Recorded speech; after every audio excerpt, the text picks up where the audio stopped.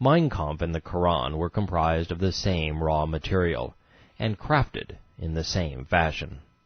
Mein Kampf, 49. As soon as the knowledge is gained, it finds its due place in the picture the imagination has created. It acts as a supplement, enhancing truth and clarity. Both men used their twisted histories to befuddle their assailants. Mein Kampf, 49. A public speaker will never convincingly confront a contradiction without such information. A knowledge of history can be used to confound an adversary. And they used the Bible to make the ungodly sound religious. Mein Kampf, 51. The more the linguistic tohu wabohu. This is Hebrew from Genesis 1:2, meaning chaos and confusion. Ate into the existing government, the faster they heralded a day of doom for their Babylonian realm. Muhammad's favorite prediction was of the day of doom, and it was in the Babylonian realm that Islam was molded into a pelagious doctrine capable of seducing 1 billion souls. Hitler's next line provides a wonderful insight into the mindset of Muhammad, as his demonic spirit welled up inside of him, causing him to chafe at the Hebrew Scriptures. Mein Kampf, 55. An inner voice now urged me on. The effect was like a spiritual vitriol, which is anger, wrath, fury, rage, and ire. I had to fight down the rage rising in me. The enemy's wretched papers comprised a concentrated solution of lies. Hitler said of the Jewish-inspired socialist doctrine, he would both emulate and hate. Mein Kampf, 56. Everything was written with an iron-faced prophetic certainty. Contained in the literature was a doctrine of salvation for a new mankind. Yet they operated in the most base manner with brutal forces of calumny, which is slander and defamation. The master of propaganda said, they possess a virtuosity for lying that is outrageous. Der Führer must have shared Der Prophet's speechwriter. While the populations of Austria and Germany were 10,000 times larger than Muhammad's Mecca, Der Führer despised his rulers as much as Der Prophet disdained his chiefs. The empowered held what these men coveted. Mein Kampf, 20. I have become an enemy of the ruling dynasty which has so disastrously influenced the state. The Imperials have betrayed the cause of the people for their own ignominious ends. Mein Kampf's never-ending argument rivaled the Koran's. Mein Kampf, 21. The hypocrisy of the Habsburgs, which would be Hitler's Koresh, fanned the flames of hatred, indignation, and contempt. 42. The rats of political poisoning gnaw away at the masses. Hitler and Mohammed stole the preponderance of their new pelagious doctrines from established sources. Hitler borrowed from Islam and then usurped the writing of the Nietzsches and Marx, both funded, interestingly enough, by the Illuminati, a religitech founded to serve and worship Satan. He was dependent upon Mohammed for his intolerance and terror, Nietzsche for his philosophy, Marx for his politics. Yet Der Führer, like his mentor, wasn't into sharing power or praise with anyone, especially a Jew. Mohammed plagiarized the style of Zayed and the stories of Moses. Then, in identical fashion, both demagogues turned on the sources of their inspiration. And, as a not-so-coincidental aside, Yahweh's chosen people, the Jews, played a significant role in both men's revelation and rage. The National Socialist German Workers' Party, better known as Nazis, cloaked themselves in Marxist jargon. Mein Kampf, 51. When I was young, Marxism, social democracy, and socialism were identical ideas to me. But here, too, the hand of fate opened my eyes to this betrayal of the people. I learned about the Social Democratic Party from a spectator's point of view without having the slightest insight into the meaning of their doctrine. But suddenly I came into contact with their view of life and realized that it was a pestilential horror masked in social virtue. I knew that I must rid the world of her.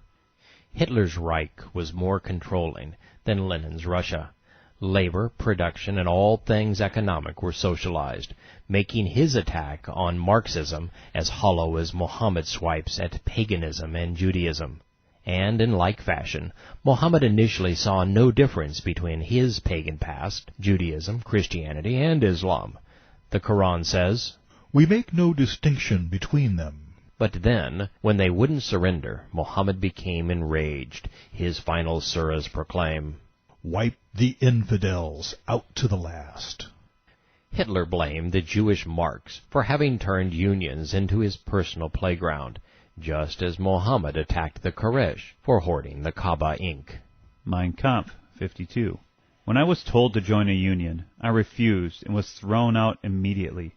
At first I was annoyed. I drank my bottle of milk and ate my piece of bread, pondering my miserable fate. It annoyed me extremely. The Marxists were exploiting workers, suppressing the proletariat. The institution raised slaves for the new slave drivers. Religion was a means of doping the people destined for exploitation. It dragged people down into the dirt and filth of the lowest depths. Nazism, like the religion named submission, was designed to exploit and suppress slaves on behalf of their new master, doping the people by way of religion into submission. As such, both condemnations were hypocritical. The perpetrators were worse than those they were assailing. If I were to compress Islam into a single sentence, it would be, Religion was a means of doping the people destined for exploitation. The tactics of the three religitects, Islam, Communism, and Nazism, became indistinguishable. Mein Kampf, 53. I argued till finally one day they, The Marxist Union, applied the one means that wins the easiest victory over reason, terror and force. The leaders gave me the choice of either leaving the job or being thrown from the scaffold. I was alone, and resistance seemed hopeless. This is Islam in its purest form. Terror and force compelled the hopeless to forfeit their money or life. Like Mohammed, Hitler would build his religitech on this formula. Quran 9, verse 29. Fight those who do not submit to Islam until they pay the tribute tax in abject humility. While Hitler was trying to condemn Marxism with this next slogan, the line works equally well for the victims of Nazism or Islam. Mein Kampf, 55.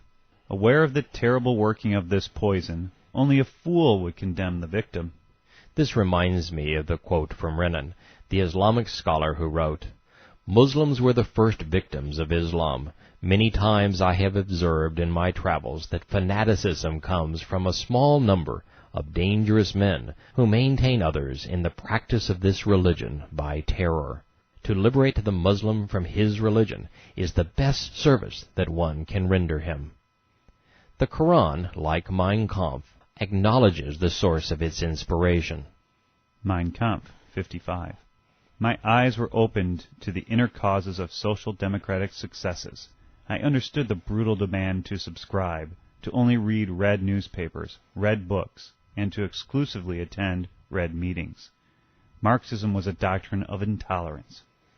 This is no different than the Quran's command for Muslims to shun contact with the Christians and Jews who had provided Muhammad's scripture. Having studied Islam, Hitler explained the strategy that propelled Muhammad's rise. Mein Kampf, 56. Like women, men will submit to a strong man. They are far more satisfied with a doctrine which tolerates no rival. With freedom, men feel at a loss as what to do with it. They feel deserted, spiritually terrorized. They will not recognize the outrageous curtailment of their human liberties, for in no way does the delusion of an intolerant doctrine dawn on them. They see force, brutality, and the aim of the doctrine to which they finally and always submit. Once again, we see that Islam and Nazism are cut from the same cloth. Force and brutality are the tools of submission. Terror and the outrageous curtailment of human liberties lie at the heart of both doctrines. Neither tolerates a rival. Quran 8, verse 39. Fight them until all religion is for Allah alone.